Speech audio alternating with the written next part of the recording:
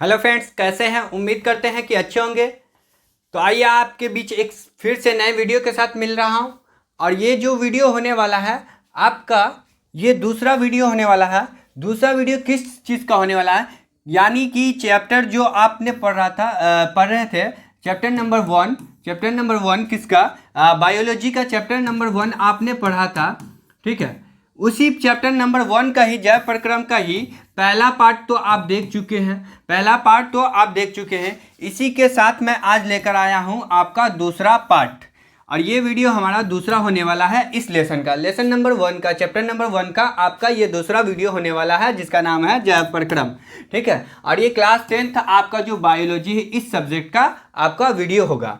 अब देखिए, अगर आप चैनल पे नए होंगे तो सबसे पहले मेरी बात सुन ले कि आपको चैनल को सब्सक्राइब कर लेना है, लाइक कर देना है, शेयर कर देना है। ठीक है, क्योंकि आप जो इस वीडियो में पढ़ेंगे बेहद खास वीडियो है और आपको बहुत ही इंपॉर्टेंट वीडियो मिलने वाला है ये वीडियो। इसलिए आप लाइक और शेयर करें या सब्सक्राइब करें। ठीक है, तो इससे आसान, देखिए इसमें लिखा हुआ इससे आसान भाषा में कुछ भी नहीं, मतलब ऐसा आपको बताया जाएगा जो आपके मेमोरी में एकदम फिट हो जाएगा। ठीक है, और यहाँ से कई सारे ऑब्जेक्टिव हो या फिर सब्जेक्टिव हो, आज आपको मैं बताऊंगा सब्जेक्टिव प्लस ऑब्जेक्टिव। ठीक है, कैसे ऑब्जेक्टिव निकलते हैं इस लेसन से, कैसे सब्जेक्टिव निकलते हैं, कितना नंबर इस लेसन से हम इकट्ठा कर सकते हैं, कैसे हम अपने नंबर में ग्रोथ कर सकते हैं, ये सारे इस वीडियो में आपको पता चल जाएगा। ठीक है, और कौन कौन से सवाल हम लोगों को पढ़ना है इसमें। तो आइए शुरू करते हैं इसको, बिना देरी किए हुए आगे चलते हैं। देखिए यहाँ पर आपको लिखा होगा, देखिए उस दिन हम लोगों ने पहला लेसन जो पढ़े थे, पहला वाला जो बात पढ़े थे, तो उसमें हम लोगों ने प्रकाश संश्लेषण के बारे में पढ़े थे। ठीक है, लास्ट हमारा जो टॉपिक था प्रकाश संश्लेषण के बारे में टॉपिक था, प्रकाश संश्लेषण के बारे में टॉपिक था। ठीक है, अब यहाँ जो हम लोग स्टार्ट करेंगे, प्रकाश संश्लेषण से आगे ही स्टार्ट करने वाले हैं। प्रकाश संश्लेषण को आपने पढ़ा था कि वह प्रक्रिया जिसके द्वारा, ऐसी प्रक्रिया जिसके द्वारा क्या हुआ था, हरे पेड़ पौधे, किससे बच्चों, हरे पेड़ पौधे सूर्य से क्या लेते थे, सूर्य से लेते हैं प्रकाश, सूर्य से क्या लेते हैं, प्रकाश। ठीक है, ये बात तो आपको पता है। वायुमंडल से क्या लेते हैं, वायुमंडल से लेते हैं CO2 यानी कि कार्बन डाइऑक्साइड। और भूमि से क्या लेते हैं, भूमि से क्या लेते हैं, तो जल लेते हैं, क्या लेते हैं, जल लेते हैं, यानी कि H2O। ठीक है, ये लेने के बाद आपको बता दें कि किसकी उपस्थिति में, तो क्लोरोफिल की जब उपस्थिति रहती है, किसकी उपस्थिति रहती है, जब क्लोरोफिल की उपस्थिति रहेगी, किसकी उपस्थिति रहेगी, क्लोरोफिल की उपस्थिति रहेगी। ठीक है, क्लोरोफिल की उपस्थिति में क्या चीज़ का निर्माण करता है, तो भोजन का निर्माण करता है। क्या चीज़ का निर्माण करता है, भोजन का निर्माण करता है। उसको ही हम बोलते हैं प्रकाश संश्लेषण कहते हैं। इसको हम क्या कहते हैं, प्रकाश संश्लेषण कहते हैं। अब भोजन के रूप में क्या बनते हैं बच्चों, भोजन के जो रूप में बनते हैं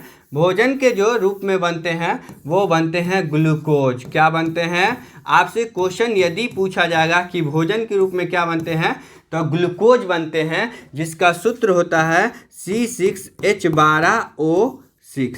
ठीक है, ये आपको याद रखना है ग्लूकोज का सूत्र। ठीक है, तो आपने पढ़ा था प्रकाश संश्लेषण के बारे में ये बात। ठीक है, इस सारी बात को आपको ध्यान में रखना है। अगर आपको पूछा जाएगा कि प्रकाश संश्लेषण की क्रिया कब होती है, प्रकाश संश्लेषण की क्रिया कब होती है, तो मेरे प्यारे साथियों आपको याद रखना है कि प्रकाश संश्लेषण की जो क्रिया होती है वो दिन में होती है। कब होती है, तो दिन में होती है। याद रखेंगे, बिल्कुल याद रखना आपको। ठीक है, क्वेश्चन आता है दिन और रात दोनों में, तो आप बताएंगे सिर्फ और सिर्फ दिन में होती है क्रिया।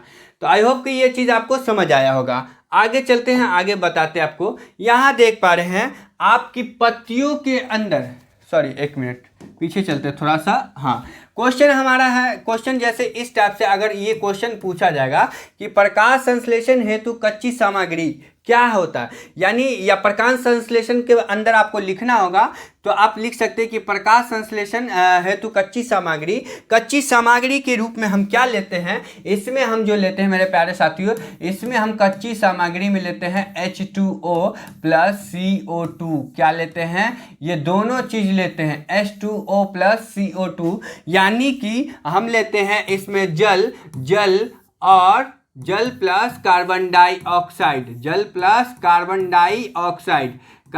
डाइऑक्साइड, ये दोनों चीज लेते हैं। ठीक है, ये दोनों चीज ही लेकर, हाँ ये दोनों चीज हमारा क्या होता है, ये हमारी कच्ची सामग्री होती है।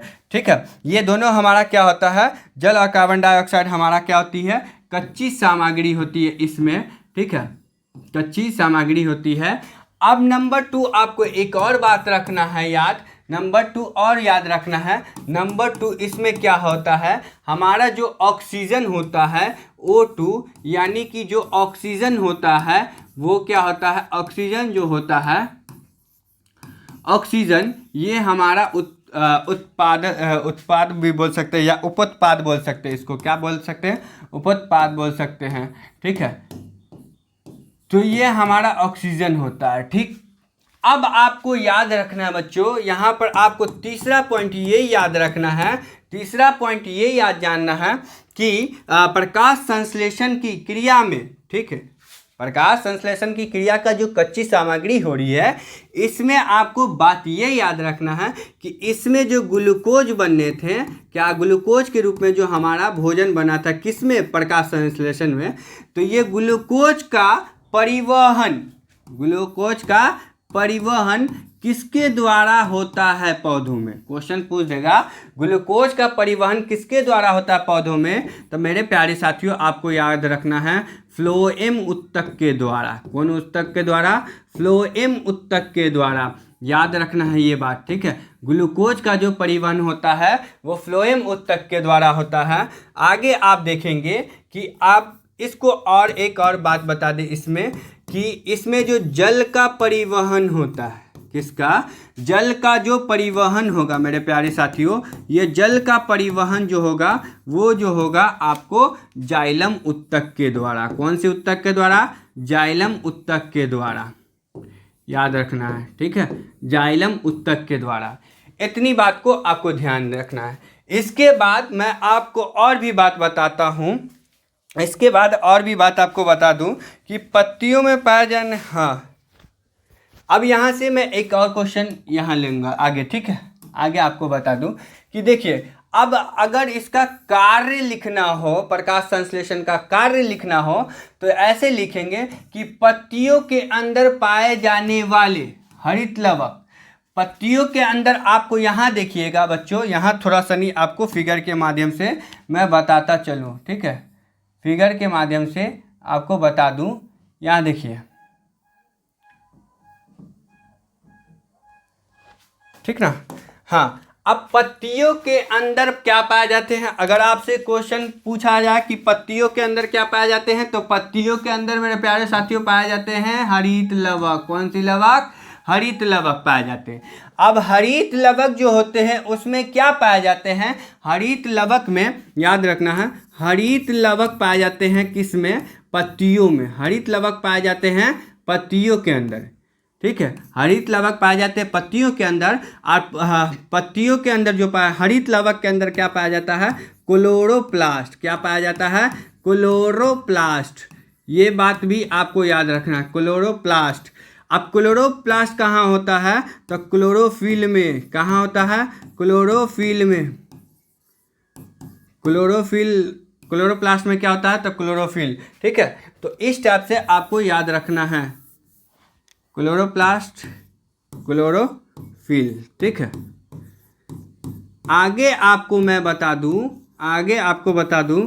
कि देखिए, अब पत्ती के अंदर जो हो रहा है, सूर्य का प्रकाश, पत्ती क्या करती है, सूर्य के प्रकाश को ले लेती है। यहाँ पर से सूर्य का प्रकाश जो आएगा, इस सूर्य के प्रकाश को लेती है, सूर्य के प्रकाश के विकिरण को लेती है। कौन सी किरण, आपको पूछा जाएगा सूर्य के प्रकाश का कौन सी किरण है, तो बोलेंगे, आप बोलेंगे विकिरण। कौन सी किरण, विकिरण। ठीक ना।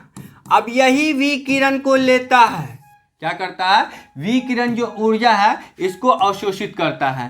पहला आपको पॉइंट बोलना है कि पत्तियों के अंदर पाए जाते हैं हरित लवक, और ये सूर्य के प्रकाश के विकिरण ऊर्जा को क्या कर लेता है, अवशोषित कर लेता है, विकिरण ऊर्जा को अवशोषित कर लेता है। चलिए, अगर आपसे क्वेश्चन ये पूछा जाए कि विकिरण, सूर्य का प्रकाश जो है, सूर्य से प्रकाश जो लेता है वो विकिरण के रूप में लेता है हरित लवक यानी पत्ती जो लेता है, और विकिरण किस में बदलता है, तो रासायनिक ऊर्जा में। कौन सी ऊर्जा में, रासायनिक ऊर्जा में। ये बात भी आपको याद रखना है, किस ऊर्जा में बदलता है, तो रासायनिक ऊर्जा में। विकिरण ऊर्जा किस ऊर्जा में बदलता है, तो रासायनिक ऊर्जा में, ठीक ना, याद रखेंगे। अब यहाँ पर एक और बात है, इस चित्र के माध्यम से देखेंगे कि पत्तियों में गैसों का आदान प्रदान, किसमें, पत्तियों के अंदर क्या होती है, गैसों का आदान प्रदान होती है बच्चों, आदान प्रदान होती है, ठीक है, क्या होती है, आदान और प्रदान भी होती है। ये किसके द्वारा होती है, क्वेश्चन यदि आपसे पूछेगा कि पत्तियों में गैसों का आदान प्रदान किसके द्वारा होता है, तो आप पहले एक बात और बता दूं कि पत्तियों में जो आदान होता है वो क्या होता है, CO2 होता है। क्या होता है, CO2। अब प्रदान क्या होता है, O2, ठीक है। मतलब वो लेता है क्या, कार्बन डाइऑक्साइड लेता है, पत्ती कार्बन डाइऑक्साइड लेता है और देता है क्या, ऑक्सीजन देता है, ठीक है। तो आदान हुआ बच्चों कार्बन डाइऑक्साइड और प्रदान हुआ O2 यानी ऑक्सीजन, ठीक है। अब यहाँ पर हमारा क्वेश्चन था कि पत्तियों में गैसों का आदान प्रदान, किसका आदान प्रदान, पत्तियों में किसका आदान प्रदान, गैसों का आदान प्रदान पूछेगा। पत्तियों में किसका आदान प्रदान, गैसों का आदान प्रदान, ठीक है, गैसों का आदान और प्रदान, आदान प्रदान किसके द्वारा होती है, किसके द्वारा होती है, तो याद रखना है रंध्रों के द्वारा होती है। किसके द्वारा, रंध्रों के द्वारा होती है, याद रखेंगे, ठीक है। अब रंध्रों बोले तो एस्टोमाटा, क्या बोलेंगे, एस्टोमाटा, एस्टोमाटा भी बोल सकते हैं, ठीक है, एस्टोमाटा, एस्टोमाटा। चलिए, एस्टोमाटा। अब बताइए कि गैसों में तो हम लोग देख लिए कि आदान प्रदान किसमें हुआ, पत्तियों में गैसों का आदान प्रदान किसके द्वारा हुआ, यानी कि रंध्रों के द्वारा, एस्टोमाटा के द्वारा। अब पूछेगा यदि आपसे कि किस क्रिया के द्वारा होती है, पत्तियों में गैसों का आदान प्रदान किस क्रिया के द्वारा होती है मेरे प्यारे साथियों, तो आपको याद रखना है विसरण की क्रिया के द्वारा होती है। किस क्रिया के द्वारा होती है, तो विसरण की क्रिया के द्वारा होती है पत्तियों में गैसों का आदान प्रदान। अब यहाँ पर आप रंध्र के देखिएगा तो आपको दिखा दूं, देखिए ये पत्ती है और पत्ती को जैसे आप ये सभी देख रहे हैं छोटा छोटा, ठीक ना, इसमें जो रेशा रेशा इस टाइप का जो रेशा रेशा, रंध्र का मतलब उसमें जो नहीं देखते डांट हल्का हल्का रहता उसी को बोलते हैं रंध्र, यानी एस्टोमाटा, ऐसे से रेशा रेशा रहता सारे पत्ती में, ठीक ना, तो उसी को बोलते हैं हम एस्टोमाटा या फिर रंध्र। ठीक, आगे चलेंगे। आगे देखिए तो आप समझ गए होंगे कि गैसों का आदान प्रदान किसके द्वारा होता है, पत्तियों में रंध्रों यानी एस्टोमाटा, और किस क्रिया द्वारा होता है, तो विसरण की क्रिया द्वारा होता है। और एक बात आपको बता दूं कि पत्तियों में जो प्रकाश संश्लेषण की क्रिया में जो यानी जो भोजन बनता है, प्रकाश संश्लेषण की क्रिया में जो भोजन बनता है वो भोजन जो बनता है ग्लूकोज, ये जो बनता है ग्लूकोज, ग्लूकोज जो बनता है, ग्लूकोज जो बनता है, ठीक है, ये ग्लूकोज जो बच्चों है ये कैसे बनता है, तो आपको याद रखना है H2O और CO2, इन दोनों को क्या करने से, H2O और CO2 को टूटने से, क्या चीज़ के टूटने थे, H2O और CO2 के टूटने से, ठीक है, यानी कार्बन डाइऑक्साइड और जल जब टूटते हैं इन दोनों के अणु तो क्या बनते हैं, इन दोनों के जब टूटते हैं अणु तो क्या बनते हैं, ग्लूकोज का निर्माण होता है। किसका निर्माण होता है, ग्लूकोज का निर्माण होता है, C6H12 और O6, याद रखना है, ठीक है, इतनी बात। आगे चलेंगे, आगे देखते हैं हमारा प्रश्न क्या आना है। देखिए अगला सवाल हमारा ये रहेगा, अगर आपसे सवाल पूछा जाएगा कि पौधे अपना पोषण कैसे करते हैं, तो आपको बताना है हरे पेड़ पौधे अपना पोषण, या देखिए एकदम बिल्कुल सिंपल क्वेश्चन है, पौधे अपना पोषण कैसे करते हैं। तो पौधे अपना पोषण जो होता है, पोषण जो करेगा यानी जो भोजन करेगा, पौधे जो अपना पोषण करेगा बच्चों, वो किस क्रिया के द्वारा करता है, प्रकाश संश्लेषण की क्रिया के द्वारा करता है। याद है ना, प्रकाश संश्लेषण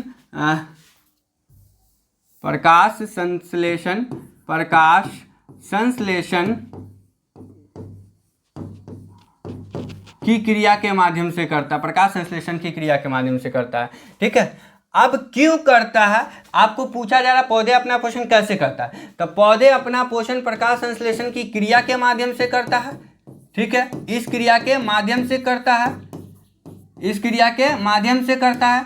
क्यों करता है, क्योंकि यह होते हैं स्वपोषी। ये क्या होते हैं, स्वपोषी होते हैं। अगर पूछ देगा क्यों करता है तो यह क्योंकि यह होते हैं स्वपोषी, इसलिए यह प्रकाश संश्लेषण की क्रिया के माध्यम से अपना पोषण करता है।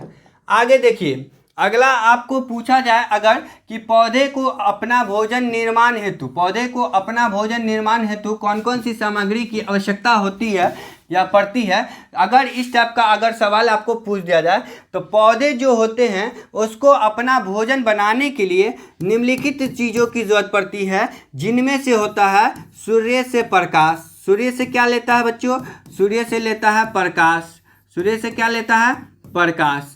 और आपको बता दें दूसरा सामग्री होती है, दूसरा सामग्री होती है वायुमंडल से। कौन मंडल से, तो वायुमंडल से। वायुमंडल से क्या लेते हैं, तो CO2 लेते हैं, यानी कार्बन डाइऑक्साइड। तीसरा क्या लेता है, कहाँ से लेता है, तो भूमि। भूमि से क्या लेता है, तो जल लेता है। क्या लेता है, जल, यानी कि H2O लेता है। इन सभी की आवश्यकता पड़ती है भोजन बनाने के लिए। पेड़ पौधे को अपना भोजन निर्माण करने के लिए इन सभी चीज़ों की क्या पड़ती है, आवश्यकता पड़ती है। तो आप याद रखेंगे इस सभी बात को। ठीक है, ये सभी बात को आपको याद में रखना है, ध्यान में रखना, क्योंकि आपका क्वेश्चन बनेगा यहाँ से।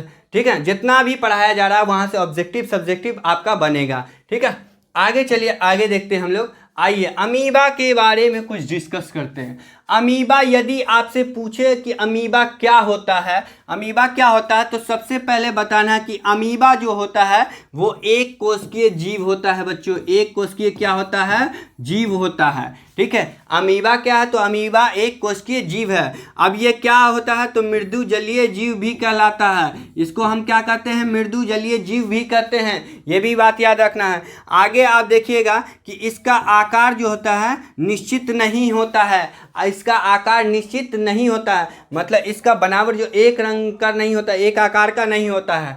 आगे देखिएगा, अब क्यों नहीं होता इसके बारे में आगे मैं जस्ट बताऊंगा अभी। ठीक है, ये सभी आपको पॉइंट है, इसलिए आपको याद रखना है।